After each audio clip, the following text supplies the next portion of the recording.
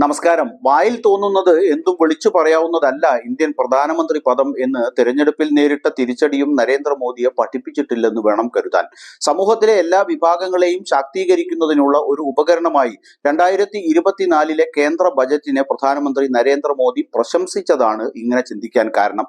Budget ഇന്ത്യയുടെ പുതുതായി ഉയർന്നു വന്ന നിയോ മിഡിൽ ക്ലാസ് വരുമാന ഗ്രൂപ്പിനെ ശക്തിപ്പെടുത്തുമെന്നാണ് മോദി അവകാശപ്പെടുന്നത്.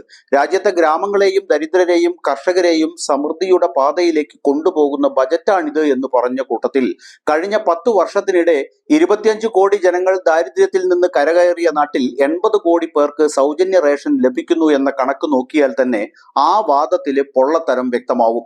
2022 ആഗോള പട്ടിണി സൂചികയിൽ 125 രാജ്യങ്ങളുടെ പട്ടിക പ്രസിദ്ധീകരിച്ച ഐക്യരാഷ്ട്ര സംഘടന ഇന്ത്യയുടെ സ്ഥാനം 107 എന്ന് പറഞ്ഞതിൽ നിന്ന് 2023 ആയപ്പോൾ അത് 114 ഉയർന്നു എന്നും കണ്ടെത്തിയിരുന്നു.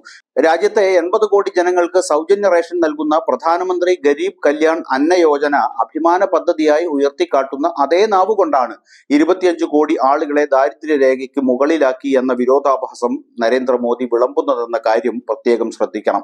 ഇതാദ്യമായല്ല പ്രധാനമന്ത്രി നരേന്ദ്രമോദി തന്റെ പ്രസംഗത്തിൽ നവമധ്യവർഗം എന്ന പദം പ്രയോഗിക്കുന്നത്. 2012 ഗുജറാത്ത് തെരഞ്ഞെടുപ്പിനായി പുറത്തിറക്കിയ BJPയുടെ പ്രകടന പത്രികയിലും ഈ വാക്ക് പരാമർശിച്ചിരുന്നു. ഗുജറാത്തിലെ താഴ്ന്ന ഇടത്തരം ജനങ്ങളെയാണ് ആ പ്രയോഗം കൊണ്ട് ഉദ്ദേശിച്ചത്.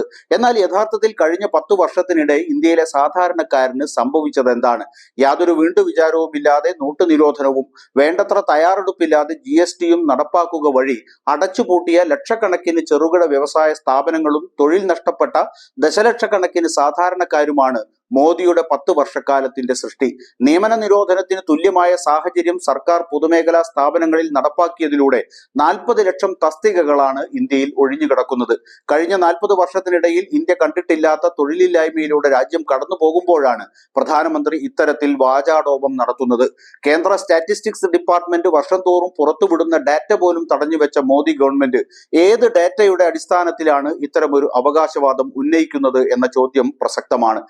2021 നടക്കേണ്ട കാനേഷുമാരി പോലും 2024 എത്തിയിട്ടും നടത്താൻ പണം വകയിരുത്താത്ത ഒരു ബജറ്റിനെ കുറിച്ചാണ് നരേന്ദ്രമോദി ഇത്തരത്തിൽ ഗീർവാണം നടത്തുന്നതെന്ന് ഓർക്കണം.